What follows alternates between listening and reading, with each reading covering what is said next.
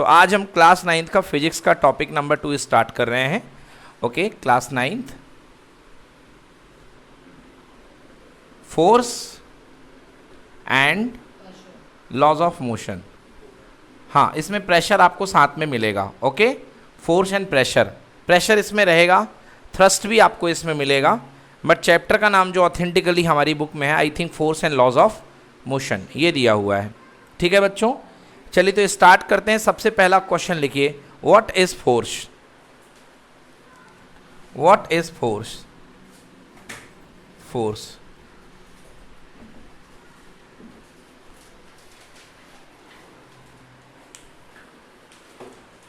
What is force? तो force क्या है?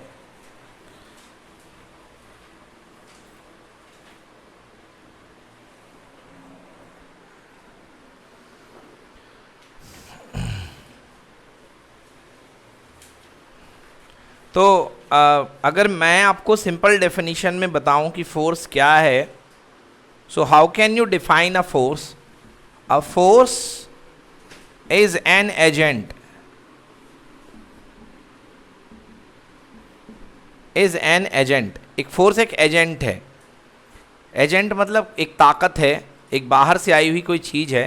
अ force is an agent which can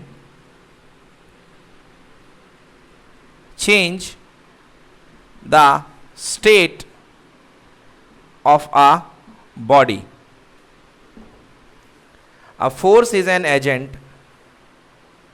A force is an agent which can change the state of a body. State of a body मतलब ना, ये वो state नहीं है, physical state नहीं है, सॉलिड लिक्विड गैस वाली स्टेट नहीं है। अब फिजिक्स चल रही है। स्टेट का मतलब अगर कोई बॉडी रेस्ट में है और आपने उस पर फोर्स अप्लाई कर दिया तो वो किस में आ जाएगी? मोशन में। और अगर कोई बॉडी मोशन में है तो वो इसमें फोर्स अप्लाई कर दिया तो वो किस में आ सकती है? रेस्ट में। समझ में आया ना? आप चल रहे हो, यस और नो, दौड़ रहे हो आप, मैंने पकड़ के आपको रोक लिया, यस और नो, अब आप उसी प्लेस पे रुके रहोगे कि नहीं रुके रहोगे? बोलो यस और नो। तो पहले फोर्स अप्लाई किया कि नहीं किया? यस और नो। गाड़ी चल रही होती, गाड़ी को रोकने के लिए क्या अप्लाई करना पड़ता है? ब्रेक। क्या अप्लाई करना पड़ता है? से brake. So brake is a form of force, yes और no. So what is force? So force in external agent, force is an external agent which can change the state of the body. What is state? I mean to say the rest state, state of rest, okay, converted into the state of motion, or state of motion converted to the state of rest. Apart from then these things, force can do many things. This is not only the criteria of applying a force. केवल इतने में ही force का पता नहीं चलता बच्चों, इसके अलावा भी फोर्स बहुत सारी चीज़ें कर सकता है। क्या कर सकता है फोर्स? क्या क्या? आप लिखने पर ध्यान मत दीजिए, आपके लिए वीडियो बन रहे हैं, डोंट वरी। वीडियो आपको जैसे ही आप घर पहुंचोगे आपको लाइव हो जाएगा, है ना? तो घर में भी आप नोट्स बना सकते हो, जो लिखना हो लिख लिया, ठीक है यहाँ पे, बाकी आप घर पे भी लिख सकते हो। सो इसके अलावा रेस्ट से मोशन में चला गया, मोशन से रेस्ट में चला गया, इसके अलावा भी कुछ काम फोर्स कर सकता है। क्या कर सकता है? Change in direction, change in direction. जी हाँ, तो अगर कभी कोई बॉडी की डायरेक्शन चेंज हो, अगर आप ऐसे ऐसे चाह रहे हैं और आपको किसी ने धक्का मार दिया तो आप क्या हो जाएंगे? मुड़ जाएंगे इस तरीके से। सो ये आपको धक्का मारा है, व्हाट इज धक्का? दैट धक्का इज कॉल्ड फोर्स। समझ गए ना? So force change in direction कर सकता है। और क्या कर सकता है force? Change in shape, change in shape. जी हाँ, अगर बॉडी जो है चेंज इन शेप कर सकता है, और जिस समय बॉडी का शेप चेंज करे फोर्स, बॉडी के कॉन्फ़िगरेशन को बदले, उस समय वो जो फोर्स कहलाता है, that force is called deforming force. क्या कहते हैं इसको बेटा? हाँ, डिफॉर्मिंग फोर्स। बताता हूं। जैसे आप मान लीजिए कोई आटे की लोई बना लो। क्या बना लो? आटे की लोई। अब आटे की लोई को आपने दीवार में टांग दिया, यहाँ पर टांग दिया। अब आपने आटे की लोई पर घूंसा मारा, बोलो हाँ, तो आटे की लोई अपने में दब जाएगी, दीवार नहीं फूटेगी, दीवार नहीं फूटेगी। समझ गए ना? बहुत जोरों का घूंसा मारा है तो आटे की लोई दब जाएगी। तो यहाँ पर आटे की लोई ने उस फोर्स के इम्पैक्ट से अपने आप को क्या कर लिया? डिस्टर्ब कर लिया। क्या कर लिया? डिस्टर्ब कर लिया। तो ये फोर्स कौन सा फोर्स कहलाता है? Deforming force. तो हम हाँ, दबा दिया आपने, स्क्वीज कर दिया, तो ये कौन सा फोर्स है? Deforming force. तो हमको अपने सिलेबस में अभी डिफॉर्मिंग फोर्स के बारे में नहीं पढ़ना है। मतलब हम ऐसा नहीं होगा कि हम धक्का लगाएंगे और कोई बॉडी दब जाए, क्योंकि हमें फोर्स का असर देखना है। फोर्स का क्या देखना है? असर। और अगर कोई बॉडी दब जाएगी तो फोर्स का असर दिखाई नहीं देगा। बोलो हाँ या ना। तुम सोचो कि अगर तुम किसी कार में धक्का मार रहे होते और कार में उंगली करते और कार पिला करके दब जाती, तो क्या धक्का जाता? कभी नहीं जाता। बटर की कार बनी होती या बहुत स्मूथ वाली जेली की कार बनी होती तो कार फिर चल नहीं पाती, बिकॉज वो जो आपका फोर्स है वो किस कैटेगरी में आ जाता? डिफॉर्मिंग फोर्स में। तो हमें डिफॉर्मिंग फोर्स के बारे में यहाँ पर नहीं पढ़ना है, हम ऑर्डिनरी फोर्सेस के बारे में पढ़ेंगे यहाँ पे। सो ये होते हैं फोर्स का मेन टाइप। ये जो मेरी वाली डेफिनेशन है, जो मैं सबसे पूरे तरीके से डिफाइन करता हूँ। What is a force? A force is an agent that can change the state of a body.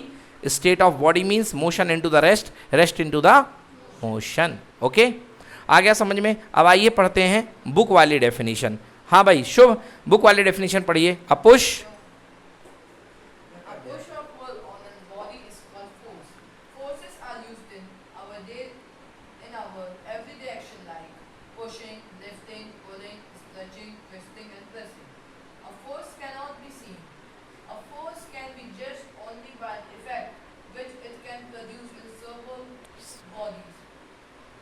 और ऑब्जेक्ट अराउंड अस। यस, आ जाओ प्राची। बॉडीज और ऑब्जेक्ट अराउंड अस। चलिए इसको बताता हूं मैं क्या लिखा है guys. So what is force? Force की डेफिनेशन यहाँ पे आपके सामने लिखी हुई है। अ पुश और a pull on a body is called force. So what is a force? It is a push और अ पुल। फोर्स का मतलब आप या तो धक्का देंगे, so that being a push, या तो आप खींचेंगे, that being a pull. A push or a pull on a body is called force. Forces are used in our everyday action like pushing. Okay, जब आप पुश करते हो किसी चीज को तो क्या लगता है? फोर्स। अगर आप किसी चीज को लिफ्ट करते हो, है ना, तो क्या लगता है?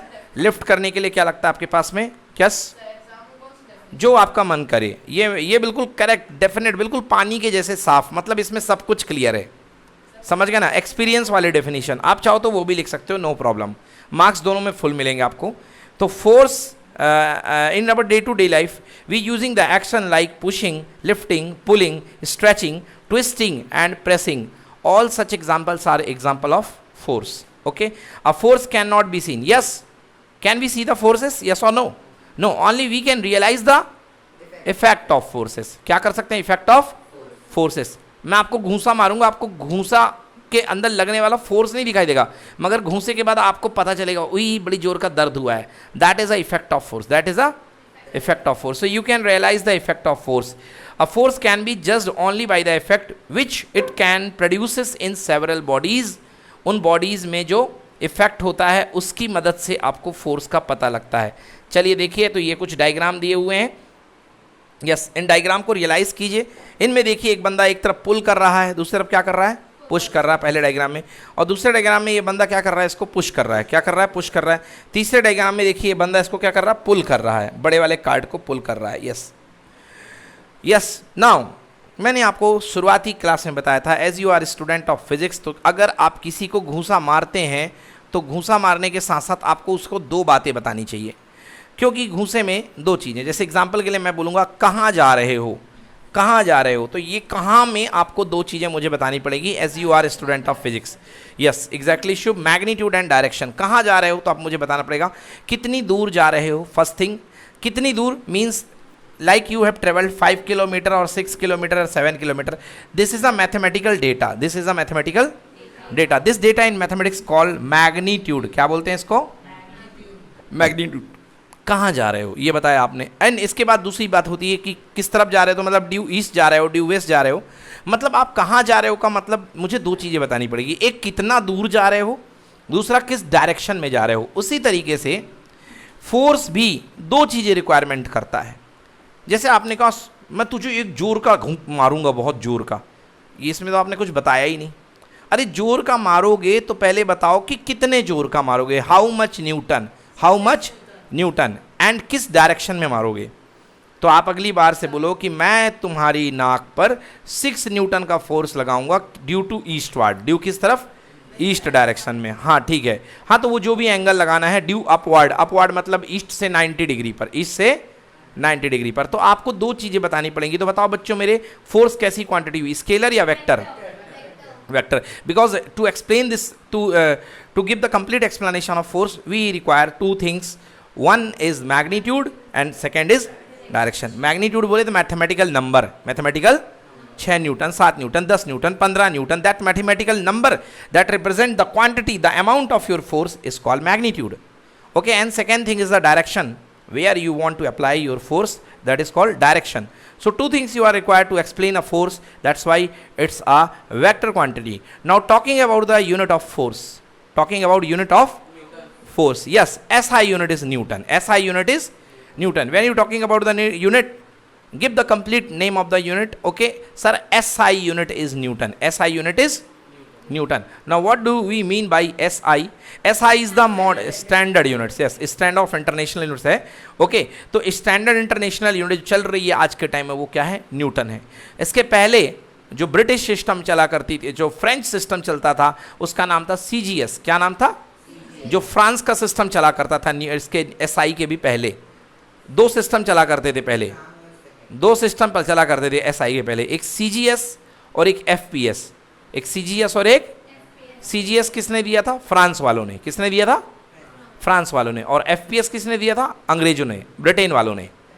हाँ, foot pound second, foot pound second, समझ गए ना? FPS मीन्स F मतलब लेंथ को किस में नापते हैं? फुट में। वेट को किस में नापते हैं? मास को पाउंड में।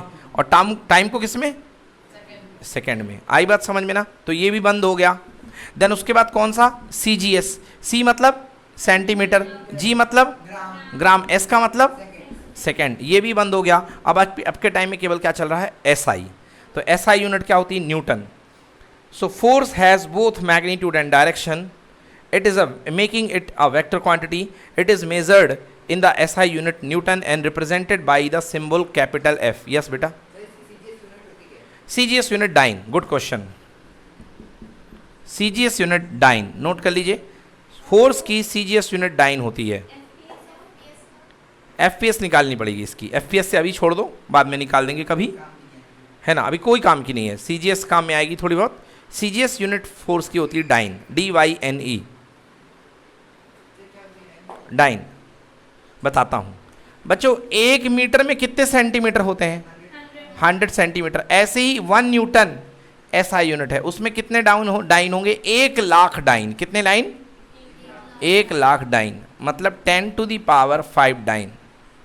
Yes, so 1 newton equals to 10 to the power 5 dyne. Note कर लीजिए, 1 न्यूटन में 10 की पावर 5 डाइन होते हैं।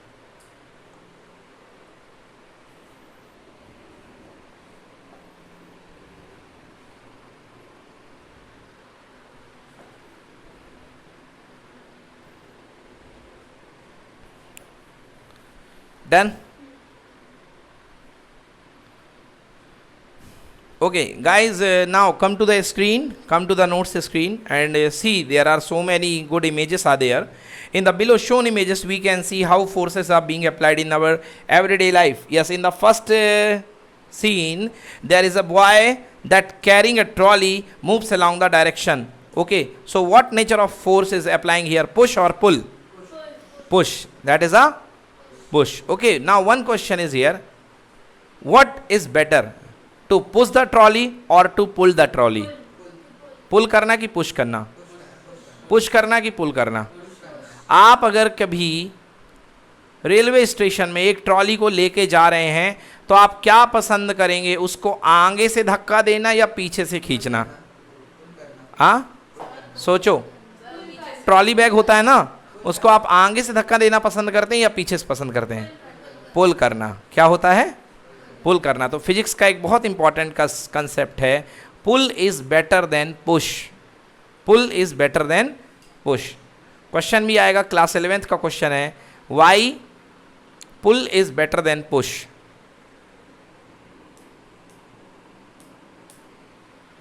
जो पुल करना होगा वो पुश करने से बेटर होगा। मैं आपको एक लाइन में आंसर दिए देता हूं बच्चों, जिससे याद रहे आपको। अभी इसके बारे में ज़्यादा डिस्कवरी नहीं कर पाऊंगा, मैं आपको नहीं बताऊंगा, बिकॉज क्लास 11th का टॉपिक है, इसमें ज़्यादा डिटेल में नहीं घुसेंगे क्या कैसे होता है। बेटा, पुल करने में फ्रिक्शन कम लगता है और पुश करने में फ्रिक्शन ज़्यादा लगता है, इसलिए पुल करने में एफर्ट कम लगेगा, समझ गए ना। So due to absence of friction, मतलब less amount of friction, pull is better than push. अब सब बताएंगे बाद में, वो पुल के में लगता है, मैंने पहले ही कह दिया था ना डिस्क्लेमर, इससे ज़्यादा इसके बारे में जानकारी आपको नहीं दी जाएगी यहाँ पर, नहीं तो हम डिस्ट्रैक्ट हो जाएंगे, टॉपिक के बाहर चले जाएंगे, वो बाद में बात करेंगे, देख लेंगे। चलिए अगला, नेक्स्ट इज, हाँ, the drawer is pulled. Second example देखिए, ड्रॉर खींचा जा रहा है।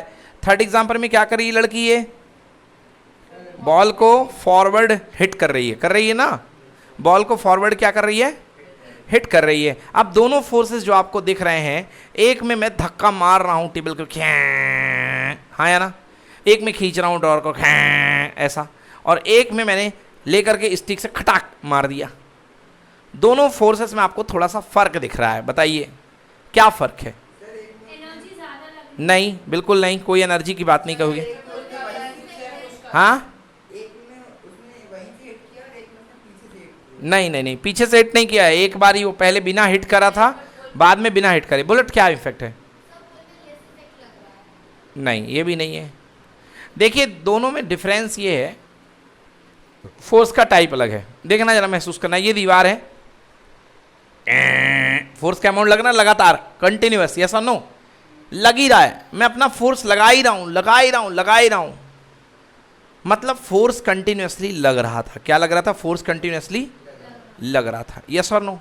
अगर मैं इसको खींच भी रहा हूं तो फोर्स कंटिन्यूअसली हटा रहा हूं, मतलब लगा ही रहा हूं, यस और नो। मगर अब देखिएगा, यस, क्या हुआ, एक इंपल्स के लिए, एक सेकंड के लिए फोर्स लगा और गायब हो गया, यस और नो, हाँ या ना, क्लियर हुआ ना। चांटा जब गाल में लगता है तो सेकंड भर के लिए लगता है, बोलो यस और नो, मतलब लार्ज अमाउंट ऑफ फोर्स बहुत कम समय के लिए लगता है। बेटा जब भी ऐसा फोर्स लगता है तो ऐसे फोर्स को बोलते हैं हिंदी में झटका। क्या बोलते हैं? झटका। और इंग्लिश में इसे बोलते हैं इम्पल्सिव फोर्स। क्या बोलते हैं? अगर आप शॉक बोलोगे तो वह इलेक्ट्रिसिटी वाला चला जाएगा, समझ गए ना। झटका तो है भी, ये भी, किसी को झापड़ लगे, बोले लगा झटका, हाँ बहुत जोर का लगा, समझ गए ना। तो वह इम्पल्सिव फोर्स है, बहुत एक सेकेंड या माइक्रो सेकेंड या मिली सेकेंड के लिए लगता है, that is called impulsive force, that is called done.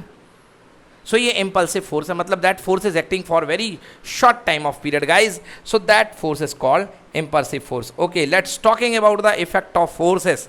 Okay, हमने हालांकि डेफिनेशन के स्टार्ट में ही मैंने फोर्सेस के पूरे इफेक्ट्स को पढ़ा दिया है, that what a force can do. रुके को चला सकता है, चले को रोक सकता है, जो सीधा चल सकता है उसको मोड़ सकता है, जो मुड़ा मुड़ा चल रखता है उसको सीधा करा सकता है, और किसी बॉडी की डिफॉर्मेशन भी स्टेट को बदल सकता है ना, डिफॉर्म कर सकता है। क्लियर हो गया। सो अब बात करते हैं effects of force. First, force can make a stationary body into the motion. For example, a football can be set to move by kicking it, that is by applying the force. तो पहली चीज क्या था, rest को किस में बदल देगा बच्चों मेरे? पढ़ चुके, आगे बढ़ते हैं। Second, force can stop a moving body for example by applying the brake and running cycle में ब्रेक लगाया और बॉडी क्या हो जाती है? आके रुक जाती है, यस और नो। तो मतलब मोशन को किस में बदल सकता है? स्टॉप में। मोशन को किस में बदल सकता है? स्टॉप में। अब एक चीज़ यहाँ पे ध्यान दीजिएगा, जब कोई बॉडी चल रही है, साइकिल चल रही है, और आप एकदम से अगला ब्रेक लगाते हैं तो आपकी बॉडी, अपर बॉडी पूरी बाहर चली जाती है आगे की तरफ, यस और नो, है या ना। और या ट्रेन में बैठे होंगे, सडनली कोई व्हीकल स्टार्ट हो जाए, ट्रेन ही नहीं, कोई व्हीकल स्टार्ट हो जाए तो आपकी बॉडी कहाँ खिंच जाती है? पीछे की तरफ, यस और नो, पीछे की तरफ खिंच जाती है। तो ये क्या होता है? हाँ, आपकी बॉडी पहले रेस्ट में रहती है और वो रेस्ट में बने रहना चाहती है, हाँ या ना। और जब आप मूव कर रहे हैं तो आपकी बॉडी किस में रहती है?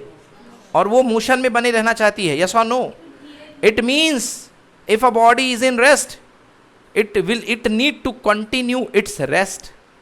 If a body is in motion, okay, that body should need to be in motion. वो बॉडी मोशन में है तो मोशन में ही रहना चाहेगी, रेस्ट में है तो रेस्ट में ही रहना चाहेगी, हाँ या ना।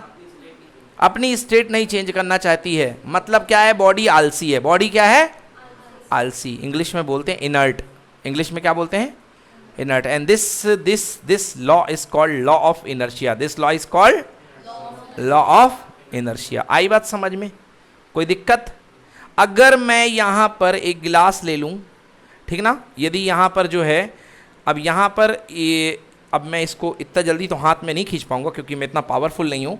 अगर मान लीजिए मैं यहाँ पर एक गिलास ले लूँ, एक टम्बलर ले लूँ और उसमें मैं एक कार्डबोर्ड फंसाऊँ, क्या फंसाऊँ? कार्डबोर्ड। समझना बच्चों मेरे, हाँ ये देखो ये गिलास है और इस पर मैंने एक कार्डबोर्ड फंसाया और कार्डबोर्ड के ऊपर रखा मैंने एक सिक्का, कार्डबोर्ड के ऊपर मैंने रखा एक सिक्का और यहाँ से खटाक मारा, कार्डबोर्ड उड़ करके बाहर जाएगा। बोलो हाँ। सिक्का नीचे गिरेगा कि सिक्का साथ में जाएगा? सिक्का नीचे गिरेगा। सिक्का क्यों नहीं गया? Due to inertia. Due to, start में ये किस में था? रेस्ट में। और जब से मैंने इसको मोशन दिया तो ये मोशन में आने का क्या करता है? अपोज करता है। मोशन में आने का क्या करता है? अपोज करता है। This opposing nature is called inertia. If a body is in rest it need to keep itself in rest. If a body is in motion, it need to keep itself in motion. Yes, try किया था, करिएगा, बहुत easy experiment है। Yes, आपने बेटा chromatography बहुत बढ़िया करी थी, है ना। बाकी लोगों से भी मैंने बोला था क्रोमेटोग्राफी का एक्सपेरिमेंट घर में करने को, चौक नहीं मिली। अरे तो पेपर क्रोमेटोग्राफी कर लेते यार। हाँ, घर में बहुत सारी चीज़ें हैं क्रोमेटोग्राफी के लिए। उजाला नील है, आया नया उजाला 4 बूंदों वाला। बोलो हाँ। मम्मी का सिंदूर है, हाँ या ना।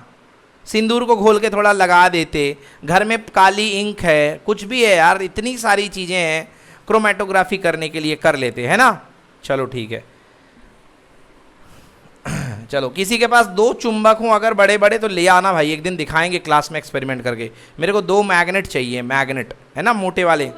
हाँ, गोल वाले, गोल वाले कैसे भी हों ले आना। गोल वाले मिल जाए तो बहुत बढ़िया, ठीक है ना। आपको पानी के अंदर हम साइक्लोन बना के दिखाएंगे। क्या दिखाएंगे? पानी के अंदर साइक्लोन, मतलब पानी रुका रहेगा और उसके अंदर साइक्लोन बन जाएगा, ठीक है ना वो। हाँ, मैग्नेटिक फोर्स के कारण। ओके, सब बताएंगे बाद में। चलिए देखिए, सो एक्ट्स ऑफ फोर्स की बात कर रहे थे। पहला हो गया कि स्टॉप कर सकता है, दूसरा पहला हो गया रेस्ट अप्लाई करने पर मूव कर सकता है, दूसरा स्टॉप कर सकता है। तीसरा जो बच्चे लोग भूल जाते हैं, जो मैंने बता दिया आपको, फोर्स का तीसरा इफेक्ट क्या है? डायरेक्शन को चेंज करना। Yes, force can change the direction of the moving object. For example, bye applying the force, that is by moving handle, the direction of a running bicycle can be change. Similarly, by moving steering, the direction of the running vehicle can B change. Yes exactly. अगर आप चलती हुई body में अगर एक particular direction में अगर आप फोर्स लगाएंगे तो उस बॉडी का जो फेस है वो चेंज हो जाएगा, वो अलग डायरेक्शन में मूव करेगी। एग्री कि not agree? Yes. 5th point, next point भाई, हमने क्या बताया? रेस्ट को मोशन में, मोशन को रेस्ट में, स्टॉप में कर दिया, और क्या? डायरेक्शन बदल दी। बोलो हाँ या ना। एक और इफेक्ट है, सोच के बताओ। अगर कम वेलोसिटी है तो ज़्यादा वेलोसिटी करने के लिए क्या फोर्स रिस्पॉन्सिबल नहीं है? और अगर क्या जंप ज़्यादा वेलोसिटी है और कम वेलोसिटी करने के लिए क्या फोर्स रिस्पॉन्सिबल नहीं है? मतलब ये what is this? Acceleration. What is this? What is this? Retardation, या और यू कैन से डीएक्सेलेशन। मतलब फोर्स का एक और रिक्वायरमेंट है बॉडी को एक्सेलरेट करने के लिए या बॉडी को डीएक्सेलरेट करने के लिए। It means to change the direction, to change the velocity, to change the speed. मतलब अगर किसी बॉडी की स्पीड को कम से ज़्यादा कर रहे हो, क्या लगेगा? फोर्स। ज़्यादा से कम कर रहे हो, क्या लगेगा?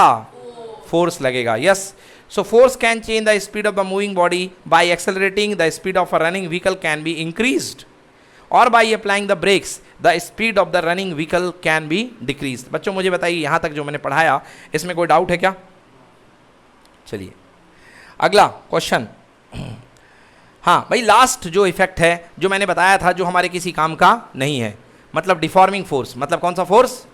Deforming force. थोबड़े में मारूंगा घूसा, तस्वीर बदल जाएगी, ये वाला फोर्स किसी काम का हमारे नहीं है। समझ में आया? तो लिखा हुआ है, मतलब हमारे सिलेबस में नहीं है काम का, क्योंकि हम लोग जो पढ़ेंगे वो फोर्स का एक्शन पढ़ेंगे। क्या पढ़ेंगे? फोर्स का एक्शन। कि हमने मारा धक्का और तुम चलने लग गए, हमने धक्का मारा और तुम क्या हो गए? चलने लग गए। मतलब रेस्ट में थे और किस में आ गए? मोशन में आ गए। रेस्ट में थे, क्या हो गए? मोशन में आ गए। और हमने हमने तुम्हें धक्का मारा और तुम्हारी बॉडी ही पुचक गई, तो बॉडी तुम्हारे अंदर चली गई। बोलो हाँ या ना। तो क्या तुम मोशन में आओगे फिर? नहीं आ पाओगे। तो हमें वो वाला फोर्स नहीं चाहिए जो आपकी बॉडी को बर्बाद कर दे, जो आपकी बॉडी को डिफॉर्म कर दे। हमें डिफॉर्मेशन को छोड़ करके बाकी सारे फोर्स चाहिए हैं, जो रुके को चला दे, चलते को रुका दे, डायरेक्शन बदल दे, बाकी सारे फोर्स चाहिए हैं, मगर डिफॉर्मेशन करने वाले फोर्स हमें यहाँ पर नहीं चाहिए हैं। समझ में आया? यस। सो चौथा पॉइंट है, force can change the shape and size of the object. By example, by hammering a block of metal can be turned into the thin sheet, by hammering a stone can be broken into the piece. समझ में आया बच्चों? समझ में आया बच्चों कि नहीं आया? आ गया समझ में? चलिए अब लिखिए बच्चों टाइप्स ऑफ फोर्सेस। लिखो बच्चों टाइप्स ऑफ फोर्सेस। हाँ लिखिए बच्चों types of forces. Types of forces. अब बात करते हैं बच्चों टाइप्स ऑफ फोर्सेस की। तो फिजिक्स में हमें दो टाइप के फोर्सेस पढ़ने हैं, एक है बैलेंस्ड फोर्स, एक है अनबैलेंस्ड फोर्स। एक है बैलेंस्ड फोर्स, एक है अनबैलेंस्ड फोर्स। ठीक है, ये मेरे पास बेटा इस बैग को, बैग देना मेरे को, ये बैग देना। अरे ये वाला छोटा वाला बेटा पाउच। यस हाँ, ये देखिए ये मेरे पास बैग है। शुभ इधर आओ तुम, शुभ इधर आओ। ठीक है ना, यहाँ से तुम पकड़ो उसको, खींचना नहीं है।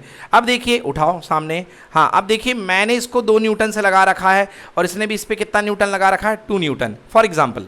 अब ये नहीं कहना कि सर 2 न्यूटन आपने कैसे मेजर कर लिया, सच बात है ना। तो मैंने 2 न्यूटन से, इसने भी कितने न्यूटन से? 2 न्यूटन से। अब मैंने 3 बढ़ाया तो इसने भी कितना बढ़ाया? 3। मैंने 4 बढ़ाया, इसने कितना बढ़ाया? 4। अब ये अपनी पोजीशन से बिल्कुल भी हिल नहीं रहा है, अपनी पोजीशन से बिल्कुल भी हिल नहीं रहा है। मतलब मेरा फोर्स और उसका फोर्स क्या है? इक्वल है। मतलब इधर भी 2 इधर भी 2। बोलो नेट फोर्स कितना? 0, क्योंकि यहाँ +2 काउंट होगा तो यहाँ पे क्या काउंट होगा? -2, क्योंकि force is a vector quantity. Force is a vector quantity. इधर वाली दिशा अगर +2 है तो इधर वाली क्या है? -2। तो अगर मैंने 3 से खींचा तो इसने भी 3 से खींचा, मैंने 4 से खींचा इसने भी 4 से खींचा, 5 से खींचा इसने भी 5 से खींचा। तो अभी तक टोटल फोर्स का रिजल्टेंट कितना आ रहा है? 0। कितना आ रहा है? Till time the resultant is 0, the system of forces working on it is called balance forces। क्या कहलाते हैं? Balance force. समझ में आया? तो बैलेंस फोर्स में हाँ यस, टग ऑफ वॉर। तो टग ऑफ वॉर में जब तक दोनों तरफ इक्वल फोर्सेस लग रहे हैं तो वो क्या है? बैलेंस है। क्या है वो? बैलेंस। अब देखिए, अब बताते हैं, सब बताते हैं। रस्सी तोड़ना नहीं है बेटा, बता चुका ना। हम लोग जो फोर्स पढ़ेंगे उसमें तोड़ फोड़ नहीं होगी, क्योंकि तोड़ फोड़ हो गई तो मोशन नहीं होगा ना यार। चलो ऊपर करो। अब देखो शुभ कितना भी फोर्स लगाए मैं इसको खींचूंगा। ये देखो, लगा ले भाई, लगा ले, लगा ले, दोनों हाथ से लगा ले, है ना। ये मैं खींचूंगा इसको। समझ में आया ना? तो मतलब क्या है कि अब मेरा जो फोर्स है, बैठ जाओ शुभ, अब मेरा जो फोर्स है वो इधर का फोर्स ज़्यादा है। मान लो मैं लगा रहा हूँ कितने न्यूटन? 10 न्यूटन। और शुभ कितना लगा रहा है? मान लो 2 न्यूटन। हाँ या ना? तो 10 के इफेक्ट को 2 तो कैंसिल नहीं कर पाएगा। अगर इसका 2 कैंसिल भी कर दिया तो फाइनली कितना बच गया? 8 न्यूटन।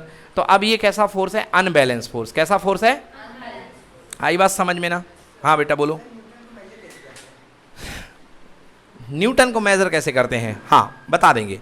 चलिए अगर आप अभी शॉर्ट में, इन्होंने क्वेश्चन पूछा sir how much newton measure कैसे करेंगे? बेटा देखो फॉर्मूला लिख लो, F = m × a।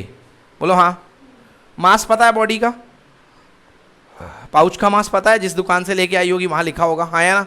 मास पता है? बोलो यस और नो। और एक्सेलरेशन मेजर करना मैंने आपको पिछले चैप्टर में सिखा दिया है, मोशन में। बोलो हाँ। तो मास पता है, एक्सेलरेशन पता है, दोनों को मल्टीप्लाई करेंगे क्या आ जाएगा? फोर्स। क्या आ जाएगा? फोर्स। कर लोगे ना? डोंट वरी, करना हम सिखा देंगे। अभी तो नोट कर लो, क्योंकि आपने बातों बातों में पूछ लिया तो मैंने बता दिया कि सर फोर्स को मेजर कैसे करेंगे। यस बेटा। मोमेंटम क्या होता है? Yes, chapter number 1, momentum equal to mass into velocity. Mass into velocity. अगर डेफिनेशन की बात करेंगे तो what is momentum? The speed contained, the amount of motion contained by a body is called momentum. अच्छी definition. घटिया definition, the product of mass and velocity is called momentum. अच्छी definition क्या बताई? The motion contained by a body is called momentum. क्या हो जाएगा? Momentum. ठीक है ना? Okay, come back to the topic. So just now हमने बच्चों 2 तरीके के फोर्सेस बताए। एक बैलेंस फोर्सेस, सुनो यहाँ, बैलेंस फोर्सेस सबसे पहले मैंने बताया। तो बैलेंस फोर्सेस में बोलो नेट फोर्स कितना होता है? हाँ, नेट फोर्स कितना होगा? 0। नेट फोर्स 0 होगा। इसका मतलब नेट फोर्स जीरो होगा, मतलब इस बॉडी में नेट एक्सेलरेशन भी कितना होगा? जीरो होगा, क्योंकि फोर्स मिलता तभी तो एक्सेलरेशन मिलता है। फोर्स आएगा तभी क्या आएगा? एक्सेलरेशन। फोर्स ही नहीं है तो एक्सेलरेशन भी क्या होगा? नहीं होगा। अगर इन शॉर्ट बात की जाए तो फोर्स बराबर जीरो कर दो, तो zero equal to mass into कितना? Acceleration. Zero equal to mass into कितना? एक्सेलरेशन। यहाँ से एक्सेलरेशन की वैल्यू जीरो अपॉन मास कितना आएगा? जीरो। समझ में आया? मतलब यदि आपके पास बैलेंस्ड फोर्स हैं, बैलेंस फोर्स में किसी प्रकार का एक्सेलरेशन प्रोड्यूस नहीं होगा। बैलेंस फोर्स है मतलब किसी प्रकार का एक्सेलरेशन प्रोड्यूस नहीं होगा। समझ में आया? बोलो बोलो। अगर बैलेंस फोर्स है मतलब किसी प्रकार का एक्सेलरेशन प्रोड्यूस नहीं होगा। तो जैसे मैं और शुभ बैलेंस फोर्स लगा रहे थे, मैं और शुभ दोनों बैलेंस फोर्स लगा रहे थे, 2 न्यूटन इधर 2 न्यूटन इधर, तो बैलेंस फोर्स में अगर बॉडी रेस्ट में थी तो फोर्स लगाने के बाद भी किस में रहेगी? रेस्ट में ही रहेगी। पहले फोर्स लगाने के पहले बॉडी रेस्ट में थी, बैग रेस्ट में था। जब दोनों ने दो इधर लगाया और उसने भी दो इधर लगाया, तो बैग क्या टस से मस हुआ कि वहीं का वहीं रहा? वहीं का वहीं रहा। मतलब बैलेंस फोर्सेस के इफेक्ट में अगर बॉडी रेस्ट में है तो किस में रहेगी? रेस्ट में। किस में रहेगी? रेस्ट में। और अगर मोशन में है तो किस में रहेगी? मोशन में। समझ में आया? बैलेंस फोर्स का मतलब नेट फोर्स बराबर कितना? जीरो। मतलब एक तरीके से कोई फोर्स काम कर ही नहीं रहा है, कोई फोर्स काम कर ही नहीं रहा है। बोलो भाई। नेट फोर्स जीरो का मतलब कोई फोर्स काम एक तरीके से कर ही नहीं रहा है। देखो फोर्सेस काम तो कर रहे थे, फोर्सेस, हाँ मैं कह रहा हूँ ना, फोर्सेस काम कर रहे थे, मगर मेरा और तुम्हारा दोनों तरह से क्या हो गया? कैंसिल। तो नेट इफेक्ट कितना आ गया? जीरो। तो अगर कोई रेस्ट में था तो किस में रहेगा? रेस्ट में। और अगर कोई मोशन है तो किस में रहेगा? आई बात समझ में ना? तो ये हो गया बैलेंस फोर्स। क्या हो गया बेटा? अब बात करते हैं अनबैलेंस फोर्स की। तो अनबैलेंस फोर्स में आपने देखा कि यहाँ पर लगाया शुभ ने 2 न्यूटन और मैंने क्या लगाया बेटा? 10 न्यूटन। बोलो यस और नो। तो ये बताइए बैलेंस दिख रहा है कि अनबैलेंस? अनबैलेंस दिख रहा है, मतलब फाइनली फोर्स कितने न्यूटन का लगेगा? क्योंकि 10 इधर 2 इधर, 10 में से 2 को काट खाया, बचा कितना? 8 फोर्स लगेगा। बोलो यस और नो। मतलब फोर्स जिंदा है कि मर गया? जिंदा है। तो फोर्स जिंदा है तो एक्सेलरेशन जिंदा है कि मर गया? जिंदा है। एक्सेलरेशन रहेगा तो अगर बॉडी रेस्ट में होगी तो किस में आ जाएगी? मोशन में है तो किस में आ सकती है? या मोशन चेंज भी हो सकता है, मतलब कम स्पीड में है तो ज़्यादा स्पीड में, या ज़्यादा स्पीड में है तो कम स्पीड में। यस, हाँ वेरी गुड, बिल्कुल सही। Net force does not equal to zero. Net force does not equal to zero and acceleration does not equal to zero.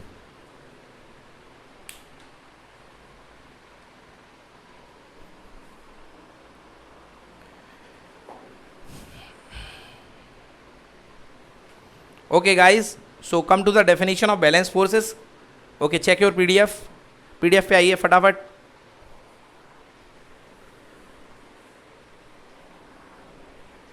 Guys, okay, if the resultant of the applied force equal to zero, if the resultant means combined effect, यहाँ का इधर वाला और इधर वाला total effect कितना हो गया?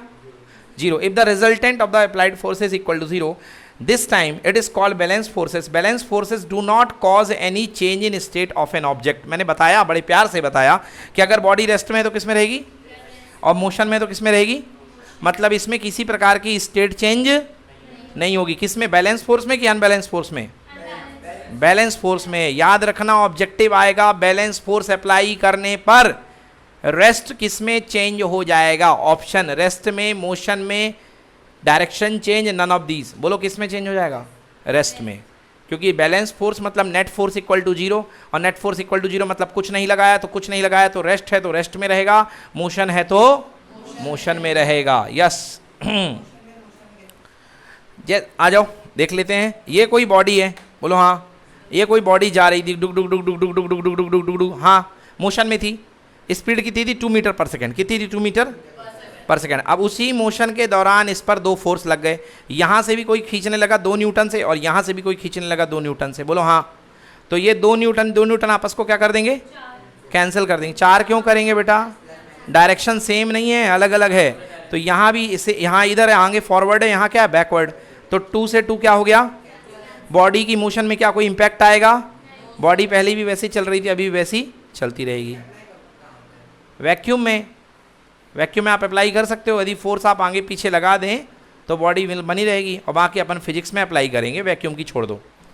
चलो आई बात समझ में ना, अभी अपन अप्लाई करेंगे जब न्यूमेरिकल आएंगे। हाँ, balance forces are equal in magnitude and opposite in direction. Balance force can change the shape and size of an object. For example, when forces are applied from both side over a balloon, its size and shape of balloon is changed। आइए देखते हैं, ये balloon की बात कर रहे हैं। कैसा बलून? Balance forces. एक बलून ले लो, वो लंबा वाला, या लंबा वाला ना भी लो, सिंपल वाला ले लो, उसको बैलून को पकड़ के यहाँ से बराबर बराबर खींचो, हाँ या ना? कैसा फोर्स है? बैलेंस फोर्स है। कैसा फोर्स है? इधर भी 2 न्यूटन तो इधर भी 3 न्यूटन तो इधर भी कितने न्यूटन? तो बैलेंस फोर्स अप्लाई करने से शेप और साइज क्या हो जाता है? चेंज हो जाता है। क्या हो गया? शेप और साइज चेंज हो जाता है। एक बार अपने पीडीएफ में ये वाला पैराग्राफ सब लोग फिर से पढ़ो जल्दी से। एक बार अपने पीडीएफ में ये वाला पैराग्राफ सब लोग पढ़िए।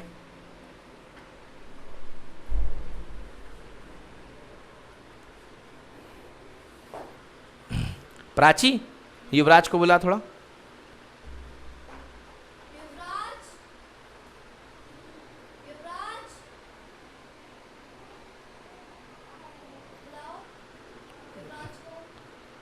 बोले पानी की बोतल ले आएगा। पानी की बोतल ले आए, बोल दो। आगे समझ में पढ़ लिया? पानी की बोतल ले आए। पढ़ लिया ना? बोलो कोई दिक्कत तो नहीं है? यस।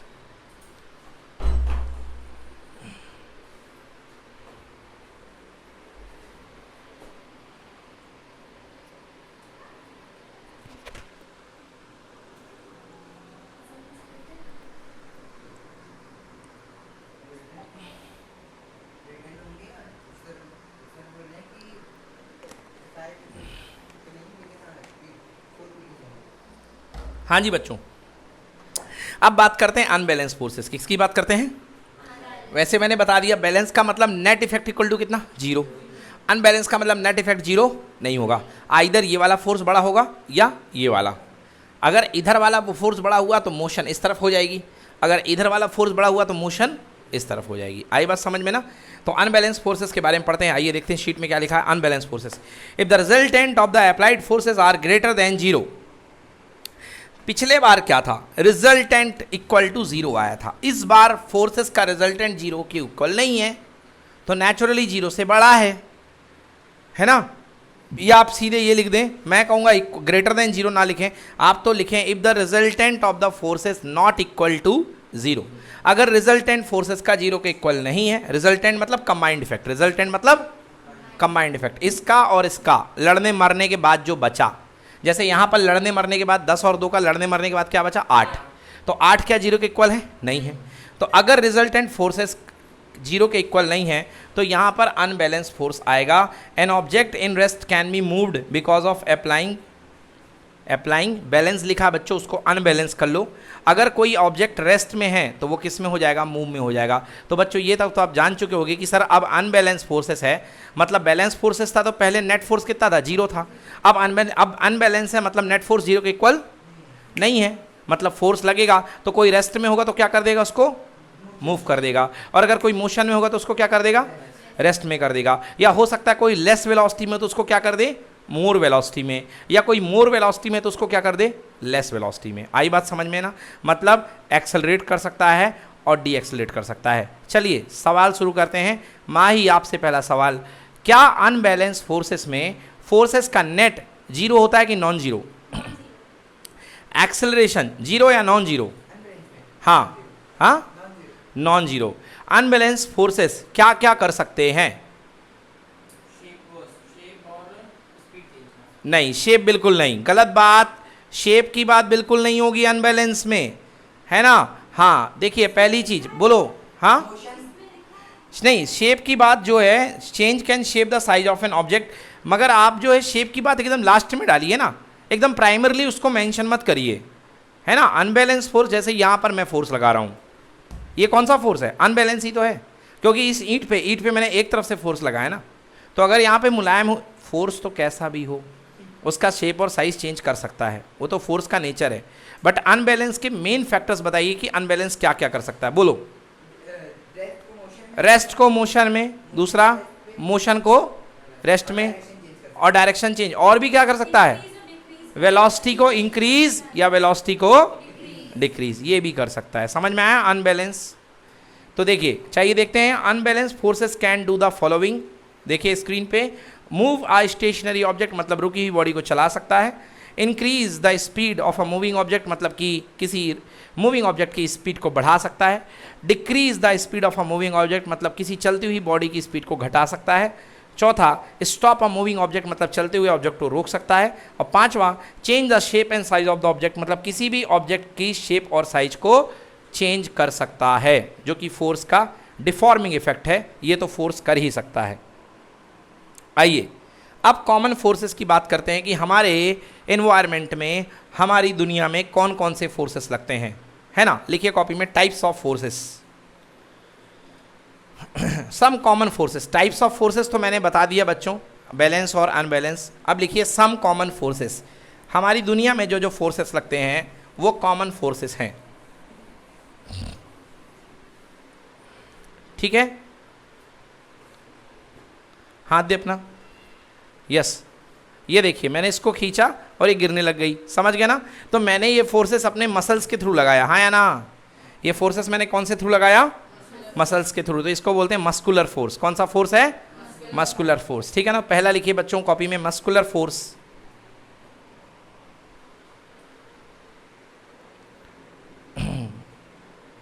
बाहुबली याद है? शिवजी को उठा करके, है ना, उठा करके एक, हाँ, अमरिंद्र बाहुबली, ठीक है ना। तो उसको ले उठा करके शिवजी को एक जगह से दूसरी जगह ले जाता है। बोलो यस और नो।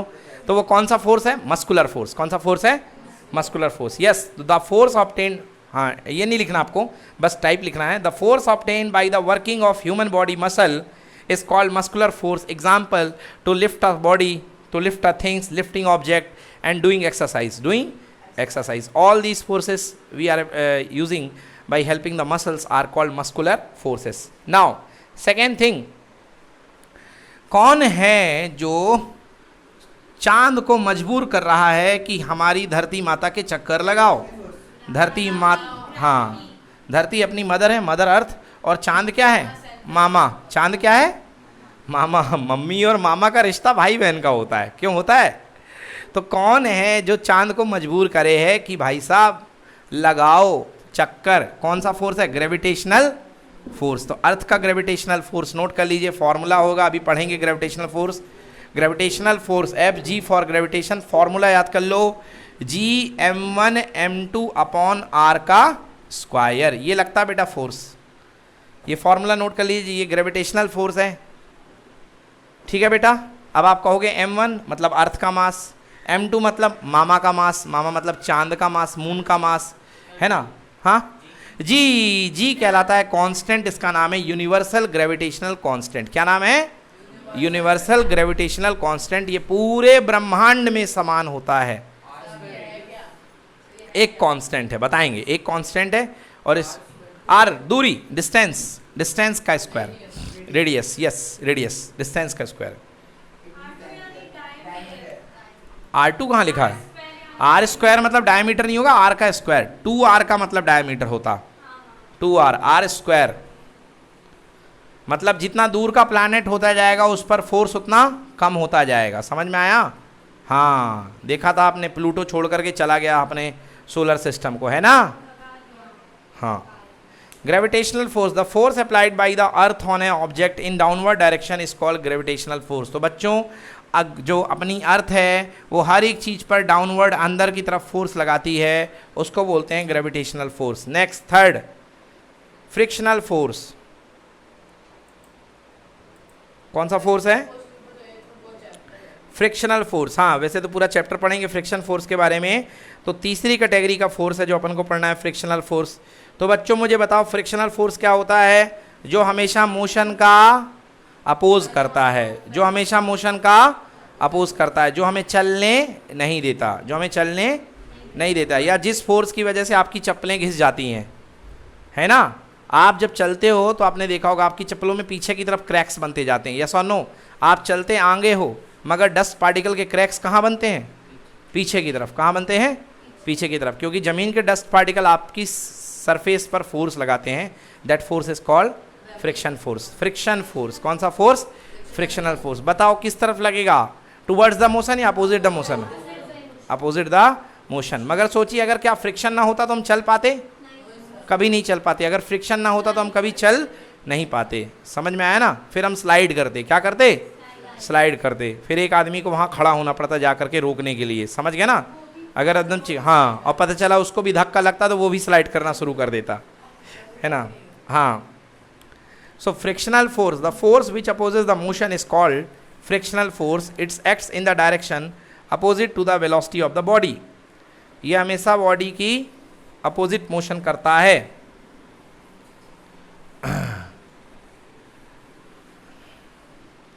चौथा फोर्स है एयर रेजिस्टेंस। कौन सा फोर्स है? बस 2 मिनट बैठिए बेटा, क्लास छोड़ रहा हूं, बाहर बैठो, चेयर ले लो उधर से, उस वाली क्लास से। हाँ, एयर रेजिस्टेंस, ठीक है ना। एयर रेजिस्टेंस देखिए बच्चों, आपने पता हो जब गाड़ी आप चलाते हो, हाई स्पीड में गाड़ी चलाते हो तो आपको सामने की तरफ हवा लगती है बहुत ज़ोर से, वो हवा आपको रोकने का प्रयास करती है, और कई बार तो वो हवा इतनी ज़्यादा होती है कि आपकी साइकिल आगे नहीं बढ़ पाती। कई बार जब बहुत तेज़ की हवा आती तो आप साइकिल आगे नहीं चला पाते, गाड़ी की तो छोड़ दो, है ना। और ये रेजिस्टेंस एरोप्लेन के लिए बहुत ज़्यादा हुआ करता है। कैसा होता? बहुत। इसीलिए एरोप्लेन का जो स्ट्रक्चर होता है वो एरोडायनेमिक बनाया जाता है। कैसा बनाया जाता है? एरोडायनेमिक। फ्लैट पैनल एरोप्लेन कभी नहीं बन सकता है, वो चल ही नहीं पाएगा, नहीं तो हाँ फोड़ देगी इसको। यस, ये हवा को काट नहीं पाएगा, हवा इसके पूरा उड़ा ले जाएगी। समझ में आया ना? तो एरोडायनेमिक स्ट्रक्चर बनाया जाता है एरोप्लेन वगैरह का। समझ गए ना? कार का भी स्ट्रक्चर क्या बनाया जाता है? एरोडायनेमिक। कार का स्ट्रक्चर कैसा है? एरोडायनेमिक। यहाँ तो ये छोड़ो, जो बुलेट ट्रेन जापान में चलती है उसका भी स्ट्रक्चर कैसा है? एरोडायनेमिक। क्योंकि 600 किलोमीटर पर आवर से चलने में आपको एयर फ्रिक्शन बहुत ज़बरदस्त लगेगा। हाँ, शिप का मतलब नहीं है, शिप से उतना नहीं है, मगर शिप का भी स्ट्रक्चर एरोडायनेमिक ही है। ऐसा रहता सामने चोंच जैसा और पीछे इस तरीके से रहता कि नहीं रहता? बताओ। हाँ, तो शिप में भी हवा का बहुत प्रभाव है, तो मे बी वो भी एक रीज़न हो सकता है। तो इसको बोलते हैं, हवा का जो रेजिस्टेंस लगता है उसको हम क्या बोलते हैं? Air resistance. और हवा का रेजिस्टेंस कितना ज़्यादा है ये देखने के लिए आप आज एक वीडियो देखिएगा जिसका नाम है नील आर्मस्ट्रॉन्ग जब वापस आ रहे थे अर्थ में। तो जिस स्पेस शटल से आ रहे थे वो हवा में जल गया था। क्या हो गया था? जल गया था, due to the air friction, due to the. हाँ, तो वो वीडियो आज आप जरूर देखिएगा, है ना, कि नील आर्मस्ट्रॉन्ग वापस जब आए हैं, रिटर्न ऑफ नील आर्मस्ट्रॉन्ग, है ना, तो वो लोग का जो शुरू का स्पेस शटल था वो जल गया था। समझ गए ना? मगर उसमें कई लेयर होते हैं। क्या होते हैं? बाहर वाला लेयर, फिर अंदर वाला, फिर और अंदर वाला, और अंदर वाला, सबसे अंदर वाले में घुसे रहते हैं ये लोग। समझ गए ना? इसलिए बाहर वाला खोखा जल जल के गिरते जाता है और अंदर वाला फाइनली इतने समय तक उसको अंदर वाले को सेफ रखते हैं जब तक वो अर्थ के एक सेफ जोन में ना आ जाए। बट जैसे ही वो अर्थ के एटमॉस्फेयर में आते हैं, धूम धड़ाक जोर की आवाज़ आती है, फटाका फूटता है, और बहुत, हाँ, एस्टेरॉयड के साथ भी यही होता है। जैसे वो इस लेयर को पार करते हैं, एटमॉस्फेयर में आते हैं, बहुत जोर का धमाका होता है और एयर फ्रिक्शन के कारण उनमें क्या लग जाती है? आग लग जाती है। समझ में आया? चलिए तो दोस्तों आज के लिए इतना ही। कल आगे पढ़ेंगे जिसका टॉपिक का नाम है न्यूटन्स लॉस ऑफ मोशन। अब आप लोग को उस क्लास में बैठ करके जितना मैंने पढ़ाया है इसको रिवाइज करना है। और केमिस्ट्री का काम अभी बहुत लोगों का बाकी है। क्या क्या काम था? एक्सरसाइज, इन चैप्टर और टेक्स्ट और इन टेक्स्ट, वो बैठ करके सभी को करना है। ठीक है जी? चलिए, बिल्कुल चेयर वहाँ हैं, डोंट वरी।